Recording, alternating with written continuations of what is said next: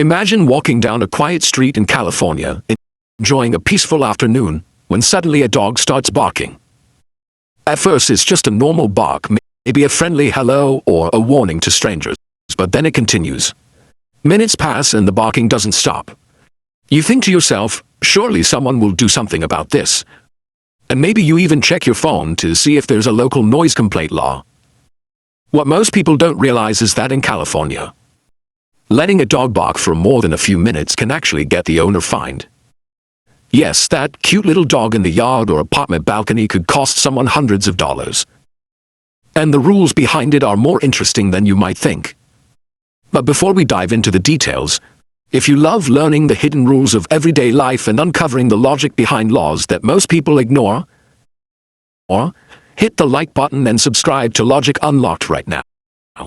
We break down rules like this, explain them clearly, and show you why they exist. And subscribing ensures you never miss these surprising truths. Now let's talk about barking, because it's not just noise, it's a public concern. California is one of the states that takes noise complaints seriously, and for good reason. Dogs bark for many reasons: fear, boredom, attention-seeking, or even just excitement.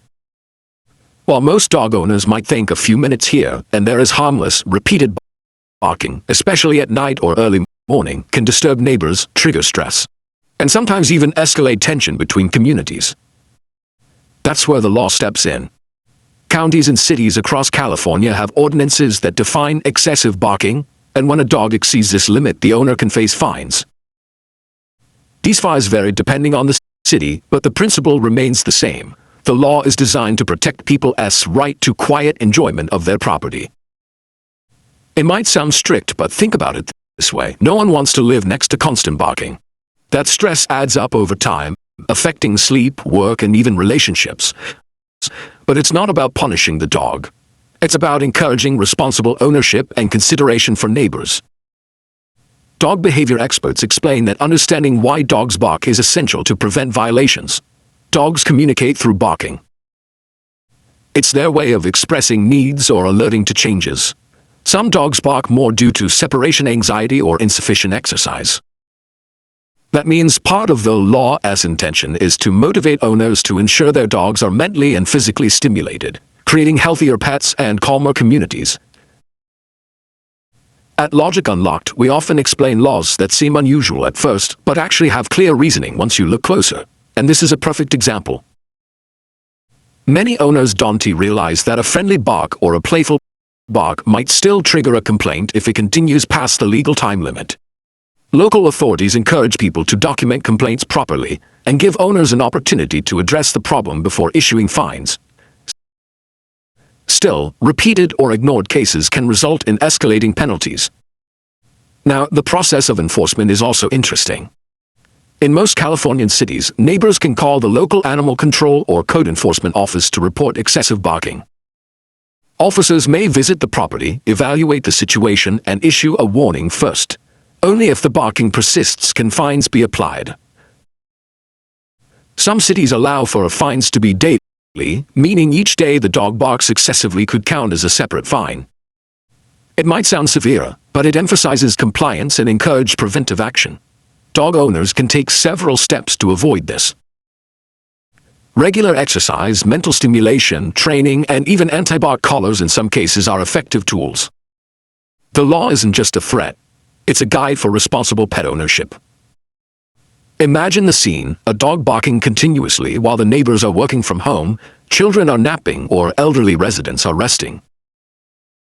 The law exists to ensure everyone in the community has a peaceful environment, and dogs, as much as we love them, need to be taught limits.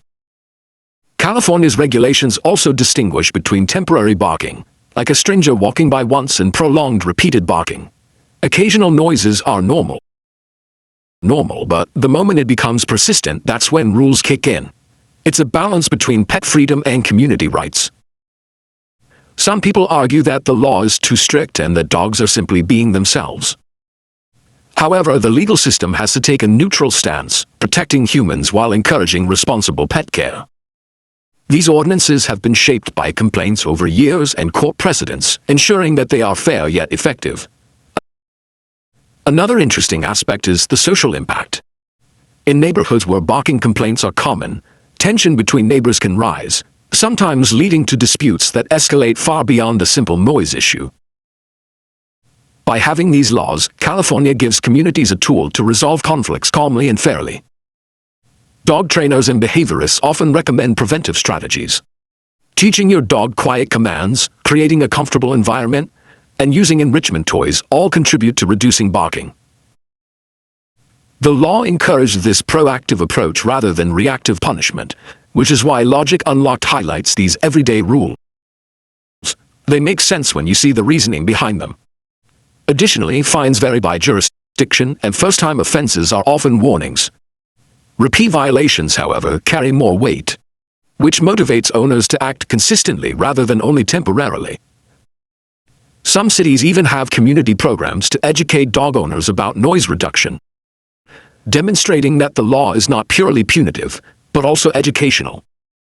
Enforcement can include local animal control visits, citations, and if ignored, escalating fines. For dog owners who take care of their pets responsibly, these regulations are rarely a problem. But they remain important to know, especially for new residents or first-time dog owners. Understanding California's approach also reveals a broader principle. Laws often exist to balance individual freedom with community welfare. Dogs are beloved companions, but living in shared spaces requires compromise. The barking law is a practical example of that balance. By the time a neighbor calls authorities, the goal is usually not punishment but resolution. Proper training, attention to the dog's needs, and awareness of local ordinances ensure harmony between pet ownership and community life. Some people also use technology like bark monitoring devices, cameras, or alerts to manage their dog's behavior, showing how seriously owners take compliance. Ultimately, the law and common sense work together. Dogs can bark, play, and express themselves, but responsibility ensures that communities remain peaceful.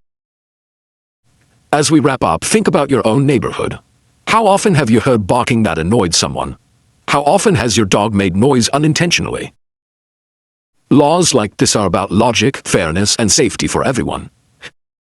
If you enjoyed learning why California fines dogs for excessive barking and the reasoning behind it, comment below and share your experience.